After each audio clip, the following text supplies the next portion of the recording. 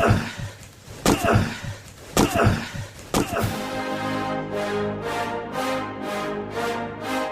rolls out to the right, pitches off to Taylor, and Taylor's to the 20, down to the 15, down to the 10, 5, 4, 3, 2, 1. Touchdown, Billy Taylor! Touchdown, Billy Taylor! Billy Taylor scored a touchdown from 21 yards out. The crowd goes berserk. It was November 22nd, 1969. That they came to Barry, Michigan, all dressed in maize and blue. The words were said, the prayers were read, and everybody cried. But when they closed the coffin, there was someone else inside. Oh, they came to Barry, Michigan, but Michigan wasn't dead. And when the game was over, it was someone else instead. 11 Michigan Wolverines put on the gloves of gray, and as the organ played the victors, they laid Woody Hayes away. Under center is Wangler at the 45. He goes back. He's looking for a receiver. He throws downfield to Carter.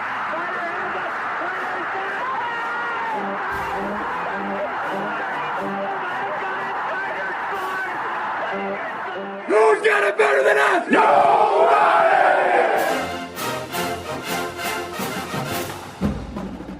Welcome to the Michigan Man Podcast on Wolverine Sports Radio, a member of the V Sporto Network, and in partnership with SB Nation's Maize and Brew, for Wolverine fans from coast to coast. Go Blue, and welcome to our visitors edition of the show. I'm your host, Mike Fitzpatrick. With us today is the radio play-by-play voice of the Wisconsin Badgers, Matt Lepay. But let's get it rolling with my view from Section 17, as we always do. It's already been a wild week in college football. 4 games in the SEC have been canceled, and Ohio State Maryland was called off on Wednesday. Our opponent this week is coming off 2 weeks of not playing or practicing. From week to week, things can change, so let's enjoy Week 4 of Michigan football, even though it hasn't been what we wanted. I'm not sure what to expect this week. We have injuries on the offensive line, Aiden Hutchinson is gone for the season, and we have other dinged-up players. We're not getting any injury updates, so as has been the case this season, we'll have to wait and see who's in uniform Saturday night. After only 3 weeks, my expectations for this team have changed dramatically. We are not a contender, so let's start playing for the future. We need to get as many young guys game action and reps as possible, and just tell them to let it rip. They're going to make mistakes, but the only way to learn is to get out there and compete. In the next 5 weeks, we need to see some leadership evolve on this team and get out there and play with some grit and fire. Despite the lopsided losses to Sparty and IU, I really still believe we have plenty of talent. Right now, it's a lack of confidence and poor fundamentals that need attention. My guest today says Wisconsin opened the season against Illinois with a nearly perfect performance. Will they pick up where they left off? As he said, after 2 weeks of no practice, it's highly unlikely. Up next is the radio play-by-play voice of Wisconsin football, Matt Lepay, on this week's Visitors Edition of the Michigan Man, so stay with us.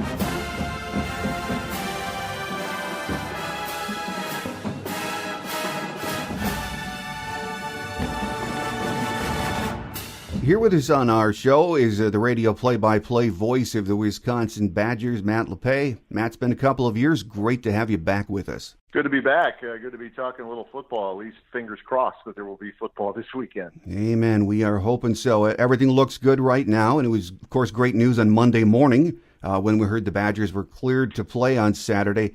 And I am quite certain the team is ready to get back in action, aren't they? Yeah, they are. There's no doubt. I think they did say in their release on Monday they're going to continue to monitor things here. So as you and I were talking off air, I'll exhale Saturday night when the ball's in the air. But the players, there's no question that I've heard from a few of them already. They're excited. There's that old line when you're injured and you have to miss a lot of time. You realize how much you missed the game. Well, there's injuries and now COVID.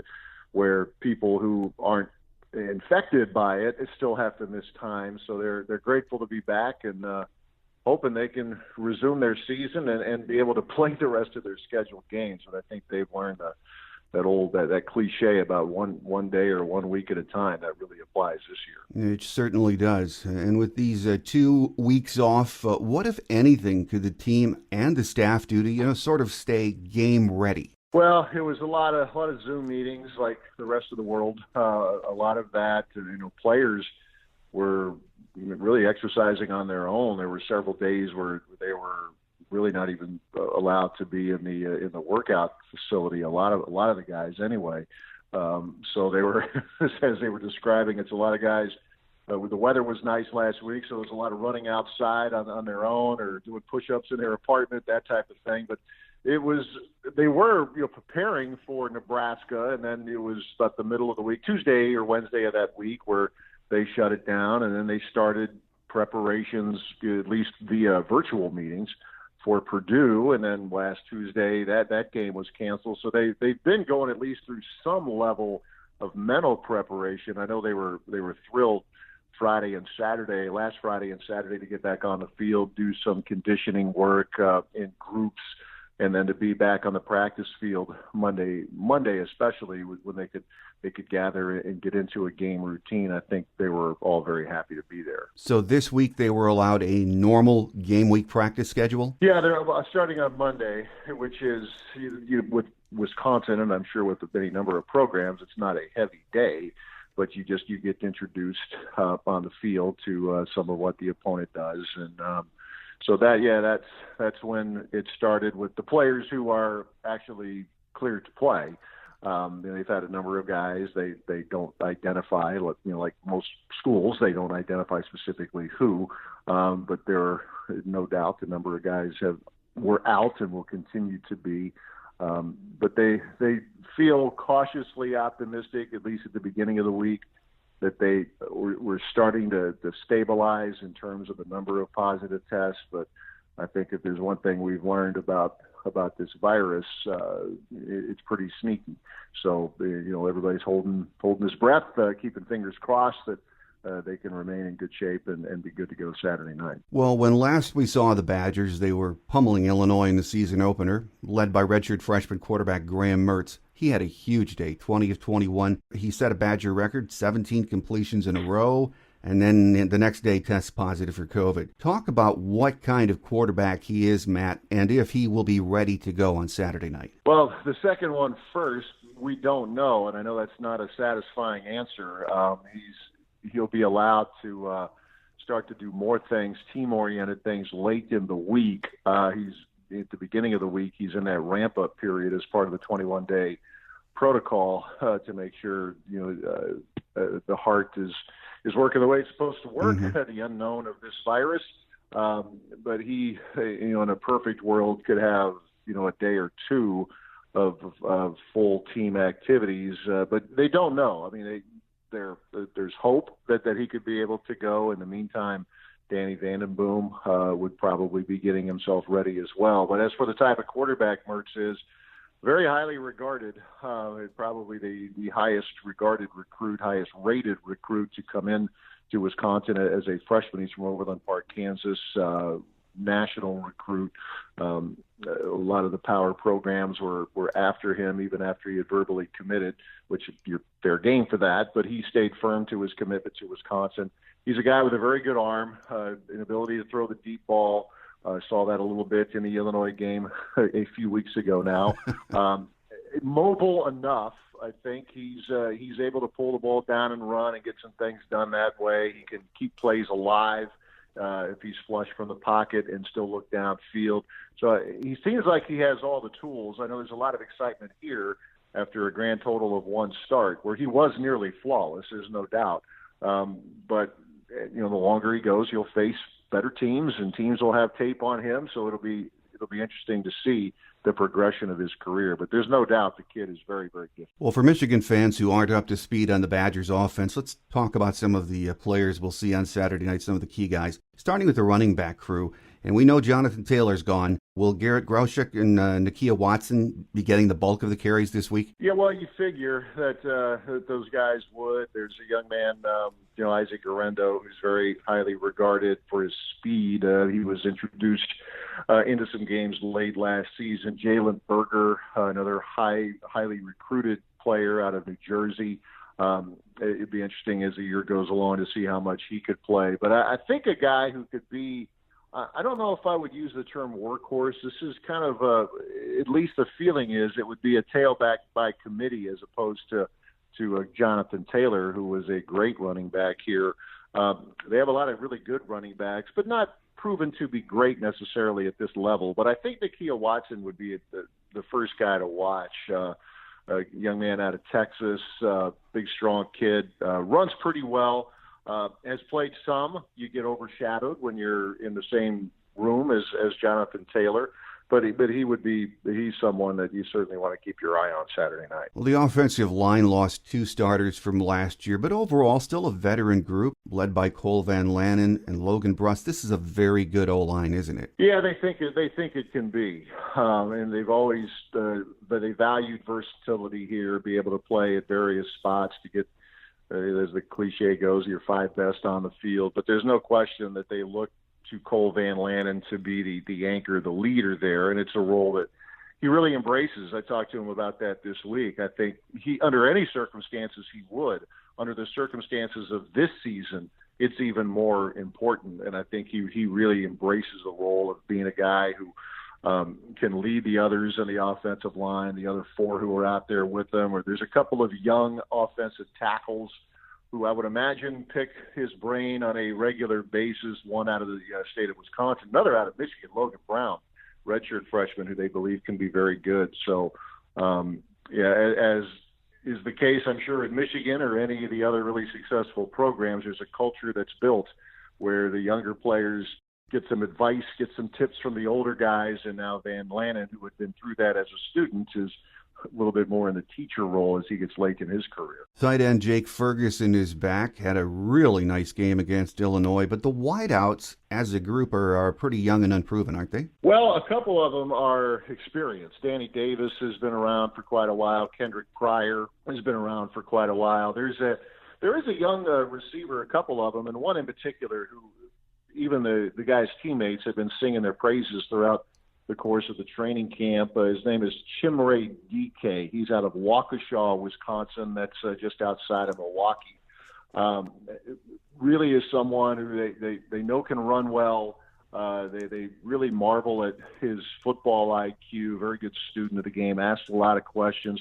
And then another guy out of Grand Rapids, matter of fact, Stephon Bracey is a redshirt freshman, a state track champ over there, and he's someone that you could see in at least in the kick return game, but someone who I would imagine will continue to build some confidence and build some reps rotating with the wide receiver spot. So, yes, you are right in the regards that there are a couple of very promising young guys, but they also rely on guys like Danny Davis and Kendrick Pryor, a pair of seniors, to kind of anchor that group. Well, timing, Matt, is so important on the offensive side of the ball. Being rusty has to be a concern after 2 weeks off, doesn't it? Yeah, I think that's fair to say, especially in a stop-and-start nature of the season. I mean, it's not like a bye week where you practice during the week. I mean, they hit the pause button on their football activities. So it was, nearly 2 weeks without being together to practice. Now, everybody has gone through the stop-and-start nature of summer conditioning, and then fall camp in August, and everything was stopped. I mean, it's just another disruption. So that will definitely be something to watch. And quite frankly, it'll be, and we'll find out together Saturday night who's available. As you know, in college, you don't have to list your injuries or your unavailable list. So that's something you kind of find out on the fly on Saturday night. Hopefully, for Wisconsin's sake, it won't involve too many guys who would be in the rotation, but you don't know. Well, over on the other side of the ball, the Badger defense missing a few pieces from last year, but it is a very experienced group, one of the best defenses in the country last year. Linebacker Zach Bond, Chris Orr, they're gone. But Jack Sanborn is back, and he is a heck of a linebacker, isn't he? Yeah, I think with all the great work that was turned in by Vaughn and Orr, and it was terrific. They had terrific seasons. Sanborn, it's the nature of the position, too, at Mike linebacker, but he led the team in tackles last year, really started to emerge, and played well in the Illinois game as well. There wasn't anybody defensively that had necessarily eye-popping statistics individually, but the good news and all of that, they weren't on the field all that much. They were getting a lot of 3-and-outs. They were turning Illinois over, a couple times, but Sanborn is a very hard-nosed linebacker, which you would expect out of that position. Junior out of Deer Park, Illinois. They feel pretty good about their front. Guys like Keanu Benton, a sophomore, Isaiah Loudermilk, a fifth-year senior guy out of Kansas. They feel like they have some depth there. They feel like they have some depth in the secondary. Another player to watch is an outside linebacker. He's a true freshman from Hawaii, Nick Herbig, a four-star player, went to St. Louis School, the very highly regarded prep program down there, and he showed in the first game. They thought he could. They view him as somebody who has a chance to be really good, and you must be, as a true freshman, lining up with that defense, and he lined up, and he fared pretty well against Illinois. Well, you mentioned that Badger defensive line, and last year, Michigan fans remember this all too well, the Badgers handled a good Michigan front last year. 4 of those guys are in the NFL and had a horrible game up in Madison. Those 3 guys in the trenches are the heart and soul of this defense, aren't they? They certainly can be, and with depth behind it, with guys like I mentioned, Benton and Loudermilk, Garrett Rand, Matt Henningsen, Bryson Williams, that's some pretty decent depth they have there on the defensive line. And I think what Jim Leonard, the defensive coordinator, he's really been able to mix and match really well. I think you got 2 coordinators with really good reputations, Don Brown for a number of years, Jim Leonard, younger in the role, hasn't been a defensive coordinator for nearly as long as Don Brown, but he's really establishing himself. Had a very good NFL career. It was a walk-on here and turned into an All-American. So I think it does create some pretty good chess matches, what Michigan does defensively versus Wisconsin's offense, and the same thing with Wisconsin's defense versus what Michigan wants to do offensively. I think it's a pretty intriguing thing to watch. Well, in that secondary, I know safety Eric Burrell and corner Caesar Williams are back. Are there any concerns with that group? I know there's been a very small sample, 1 game with Illinois, but how do they shape up in your eyes? No, they feel pretty good about the group, again, with the area of depth. It's to the point where a guy named Scott Nelson from Detroit, who hurt his knee in the first game last season and ended his season, and they still fared very well in the secondary. He's back. He adds more depth to what they're doing back there. Faion Hicks, Deontay Burton, Rashad Wildgoose. It's all again. There might not be like one spectacular statistical type of player back there, but collectively, they feel pretty good. It'll be a good test against the speed, the talent. I really believe that Michigan has at the receiver positions. But again, I think they feel pretty good. Now, it's all relative, not just with Wisconsin, but with anybody. You're an outbreak away, and depending on what position group gets hit, that depth really does get tested. But I know in the secondary they do feel pretty good, and Jim has been good about this, about using a lot of guys back there in the secondary, and I would imagine we'll see more of the same this year. Well, in most of the preseason magazines, the Badgers were favored to win the West, make the trip to Indianapolis in December. And the good news is, even with the COVID outbreak, it is still all there right in front of them if they can get these 6 games in, isn't it, Matt? Yeah, but again, you kind of hold your breath because they can't have another game canceled, either from their problem or the team they're playing, because then they would fall under the minimum unless there's a major issue throughout the conference, and then the average number of games drops. But they do. I think what was discouraging, beyond the obvious, just not being able to play the games, is that they beat Illinois handily. Now we know Illinois is struggling. It looks like it could be a very long year for the Illini, but the fact is, Wisconsin played very well, had only 15 yards in penalties. There was the one turnover, and it was really credit to Illinois for knocking the ball out, and Illinois' one touchdown was a defensive score. But really, Wisconsin played pretty close to error-free ball, especially for a first game. And I think in a year like this, the unknown is magnified tenfold as to what you're going to get in a first game. So, they felt like they had something going, and they were eager to go to Nebraska. They were eager to host Purdue. Obviously, those games didn't happen. So, no matter how many games this team ends up playing, they feel like they have the makings of being a very good football team once again. They're just happy and hopeful that they'll be able to play this week and be able to go uninterrupted the rest of the way. Well, I wanted to talk about Coach Chryst for just a moment. He's in his fifth year as head coach of Wisconsin, 53-16, great record. Sometimes I think, is it just me, or does he not get the respect nationally he deserves for what an incredible job he's done in Madison? Yeah, he probably doesn't, and he's perfectly fine with that because he is there are various ways to go about your business, but he is as low key as it gets with with media. He's the "hey, look at me" coach. And look, in our business, we don't mind those guys too, right? They can be very entertaining, but that's just not his nature. He's the players know that he really cares about them. I've talked to a couple of them specifically. I said, what could you tell us that maybe people don't really understand about Paul Chryst? And he says he makes a point to ask about you, not just, how do you feel about this week's game, but, how are you doing? How's the family? Knows everybody, takes the time to talk to every player.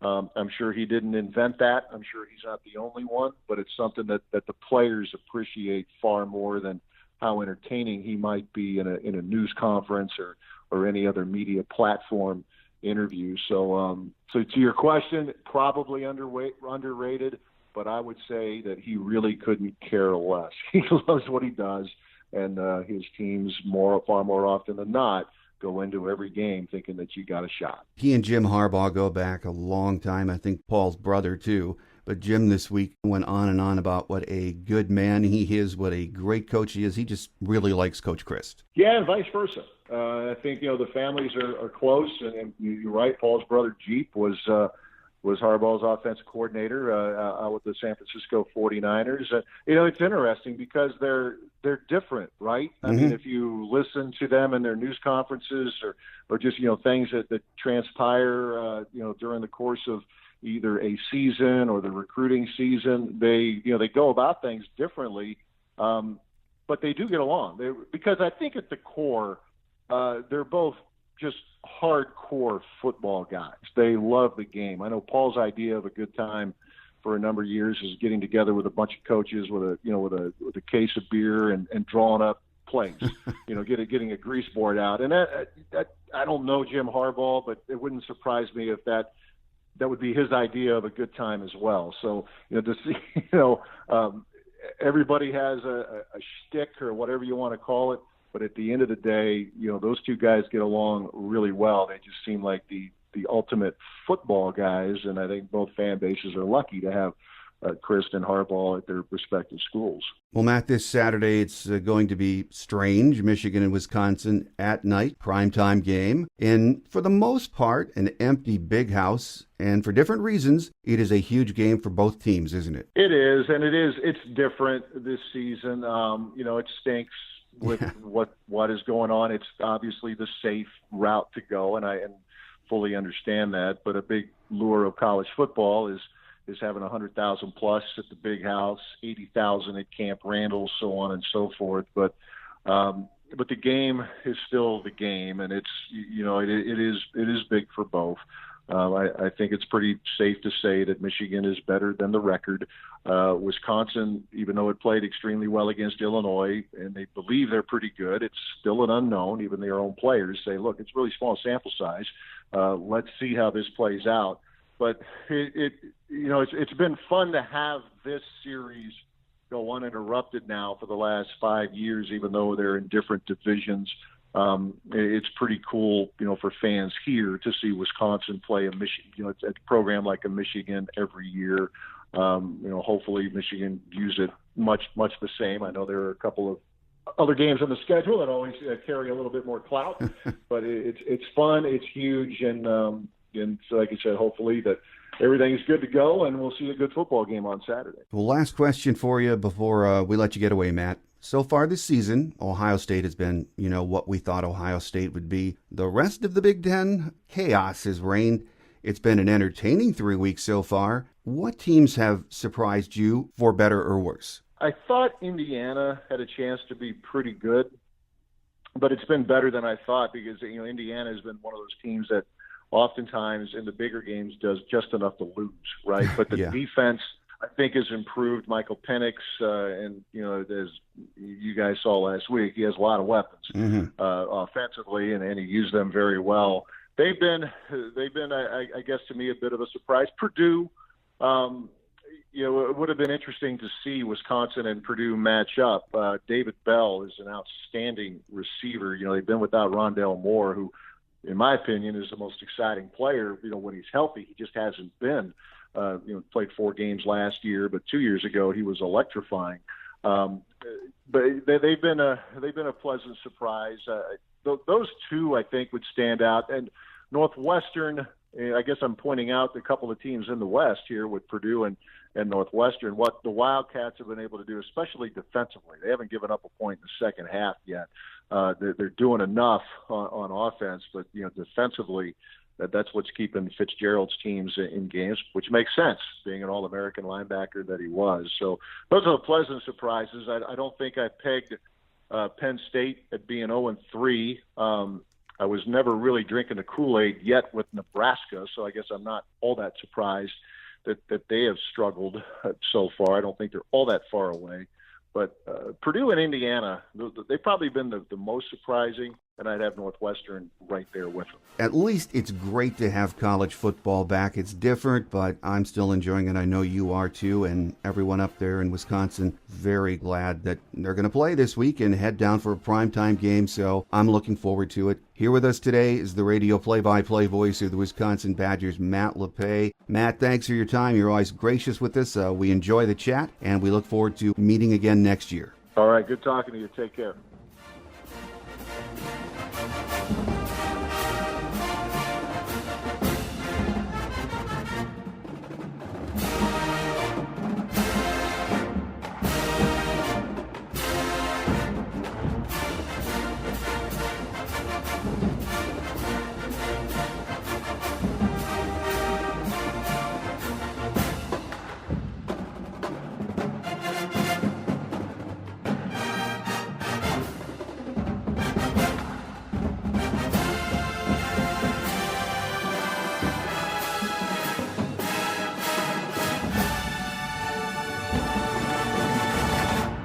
On Quick Hits today, as I mentioned in the opening, we know Aiden Hutchinson is out for the season and that we have some other players nursing injuries.